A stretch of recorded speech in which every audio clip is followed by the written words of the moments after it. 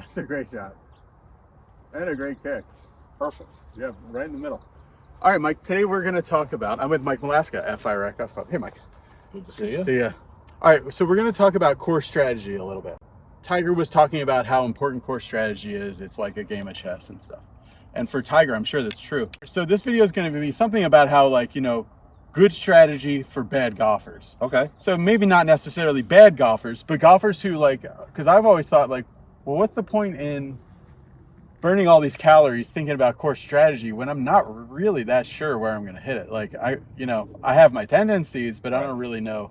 So what do you, well, how can we use course strategy to go lower? Well, but here's the deal. Strategy is beneficial to use it correctly for anybody at any level. So you warmed up on the range. I don't care if you're a beginner. You warmed up on the range. You were hitting your driver. What were your tendencies? What were you doing? Did most of them go to the right? Were you fading most of them? Did you hook them? What were you doing? So you've got a tendency, you know, so you're going to stand here and you say, okay, here was my tendency on the range was to do this. Now, the other thing is you kind of have an idea when you made a good swing, what did it feel like? Which we're going to talk about in just a minute about what you have to be programming.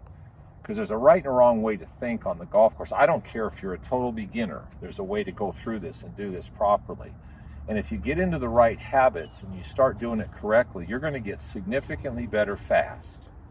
If you don't, you're never going to get any better. Okay. And this is just following a process that all the good players do. Okay. So, for instance, I mean, that tee shot, yeah, I hit it well, but here's what we're going to do. So first of all, golf balls have lines on them. So this one's got a line that says practice on it. So I'm going to use this practice ball. So let's say your tendency on the range was to hit a big slice. Yeah. Okay, so I'm going to set up and I'm going to aim this ball way over to the very left side of the fairway, even in the left rough, so that if I hit it on that direction, it slices, it ends up in the grass. Okay. So I'm going to use the line on the ball. I'm going to aim the line so that the line on the ball is aimed right over in the very left rough. So that line is going to help me get set up to hit the shot that I was hitting on the range. It's going to help me aim. Okay. Yeah. Now, people aim terrible on the golf course. So a lot of the reason that they can't play strategy, they get out here and they don't aim the same way they aim on the range. Okay. So I've got that line on the golf ball is aimed the very left side of the fairway. It's aimed in the rough over there. Now, here's what you need to do. You need to stand up and you need to make a swing and make a practice swing to try to feel what you want your swing to feel like. What did it feel like on the range? You want to try to make a swing that feels like a good swing. What does it feel like? Mm-hmm. I mean, that's what the tour players are doing. They make a practice swing and they're trying to get a feel for the motion that they want to feel. Or what does your swing feel like? What are you going to do and what does it feel like through the ball to make you hit your normal shot? Now I'm going to program that big slice. Okay. Okay? Yeah. So I'm going to hit the typical over the top. There's what it feels like. Okay, there's what my swing felt like on the range. That was making it slice. Now all I'm going to do is I'm going to come up here. I'm going to aim and I'm going to try to duplicate that feeling. Okay, here we go.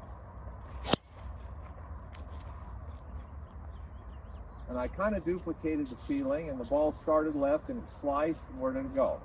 Yeah, right side of the fairway. Right side of the fairway. Now, here's what I do when I finish. That wasn't the best swing. I came over it a little bit and I cut across it, but it sliced. Yeah. For me, it did what you were. It did what I was. I go, oh, that actually felt pretty good. So you replay what that felt like. Okay. Because I want to duplicate that. I'm not a great player, but that turned out the way I wanted to. So in your post-shot routine? Yeah, so my post-shot routine, I go, oh man, that actually worked. What did that feel like? What did I do? Okay. If that would have turned out bad and it hadn't gone where I wanted it to go, yeah, I would have made a couple more practice swings to go, oh yeah, there, see, that would have been better. And then you go on to the next shot. That's how good players process. Do you think normally like somebody would be watching like almost all of their practice shots on the range slicing and then come out here and then try to hit a draw or something like that? But that's the other thing. Yeah. I watch people on the range and they stand there and they hit a particular shot. I've done this for years with members. They stand on the range and they hit nothing but fades or slices. They come out to the first tee and they aim down the middle of the fairway. And I go, what are you doing? Right. well, I'm going to hit it straight this time. I go, well, wait a minute. Odds are you didn't hit one straight on the range. You're not going to hit it straight this time. Okay. Yeah. So whatever you were doing on the range, you probably should count on that happening on the golf course.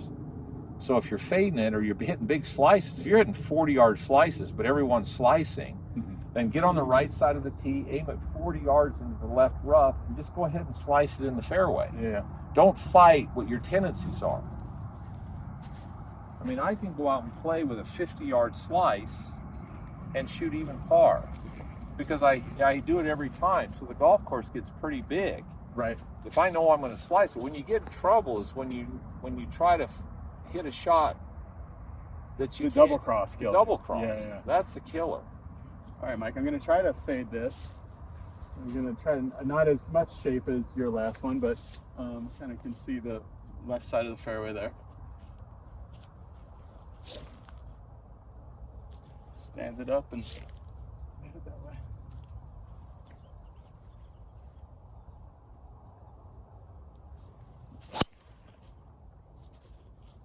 That was a double cross. A little bit of a double cross. Yeah. It's going to hit in the rough. It's going to kick down. It's still going to be... All right, so what you should do right now. Yeah. So you made your swing. The face obviously turned down a little bit through the ball. Mm-hmm. So you should make a practice swing now and figure out what happened that turned the face down. And you make a couple of practice swings to feel what you needed to do to get the face to work so that didn't hook. And as soon as you make a swing where you go, there it is, that's what I wanted, then we're done. Cool. And that's how you play golf. That's how good players play. That way you're always improving a little bit because you're learning from every shot. If you hit a good shot, if you would have hit that one perfect, then you stand there and you go, okay, man, that's what I wanted to hit. I hit it. What did that feel like? What did the ball feel like coming off the face? What did my body feel like? What did my hands feel like? You want to replay it in your head. Right. Live it over again. Live it over again. If you mishit it, you go, oops, mishit it a little bit. So what am I going to do to fix it? What would I have liked to have happened? Even if you make the wrong fix, turn around and go, there's what I wanted. Because then you've got a good mental picture. It's more important that you leave this tee with a good mental picture, even if it wasn't necessarily correct, but it's a good mental picture. The worst thing you can do is hit a shot here and then go up there, and then you're going, man, I hope I don't duck hook this one. Right. Or I hope you haven't rectified your issue. Okay, we're going to drive up and hit these iron shots for part 2 of this video. All right, Mike, so I hit a ball. I had a strategy, which was to fade it. I hit my line, it never came back, so I'm in the left rough here with but then afterwards, like, I did have a positive picture of what I should have done. Now I'm faced with a pretty darn tough shot. Hanging lie, 195 yards, back pin, at least that part's good.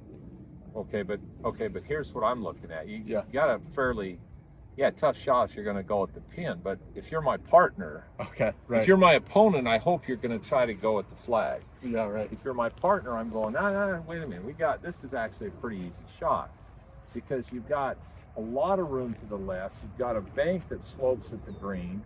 So we're not even going at the flag. I'm going to have you're aiming left edge of the green, even trying to miss the green left on that hillside. So a good shot is anything that's at the left edge of the green or a little left of it, what's going to kick down on the green. That flag's not even in you're not even looking at it. Okay, yeah, I gotcha. Because we've got see that saddle there. Yeah, you've got a downhill side hill lie out of the rough here. So the tendency with this shot is it's going to tend to go a little right anyway. So we're playing for your target is the left edge of the green. Now, club-wise, do you think like this is the club that like from the fairway lie would go to 195, which is the bad, but the center of the green that you're talking about is more like 182. So no, I would take that club because you got a downhill lie, so you're going to stabilize your body. You don't want to this downhill side hill lie. You want to be a lot more stable and not move as much. Right. So you want a little more club. And we're going to get you aimed at the left edge of the green, and your shot is you're just trying to hit it at the left edge of the green. Gotcha. All right. I like it. All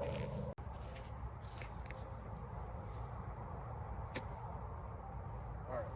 You got the down and under. You got to go around to the left. Okay. There you go. Same thing. You got the target's the left edge of that green. Gotcha. right there. That's absolutely perfect. Now, that's money for that shot. It's feeding over. Yeah. Now you're going, wow, man, now you've hit it and you're on the green. Here's where people tend, man, if I know I was going to hit it that, I wish I'd have gone more towards the flag. No, no. Right.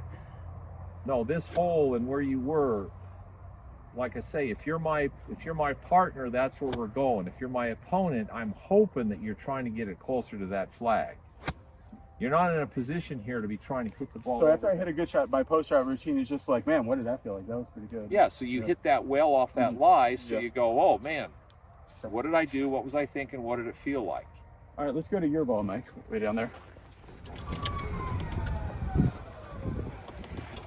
You want me to play as if I'm the slice guy? Sure. No, that's okay. Just I'll leave you. Just play a normal shot. Okay.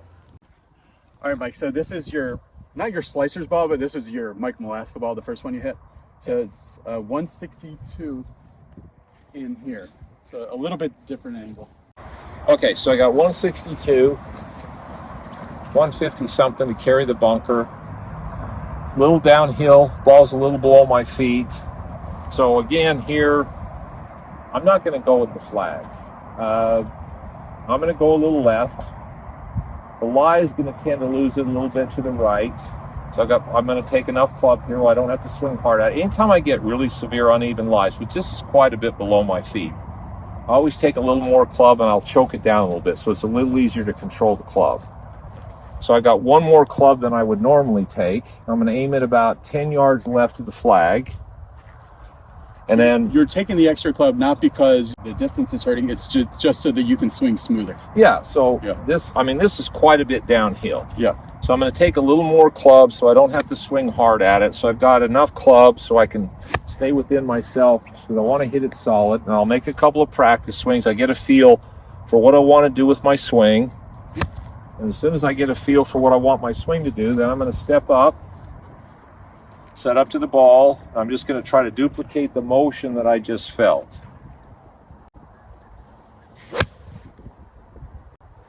Started about 10 yards left, fading back just a little bit. That's a great shot.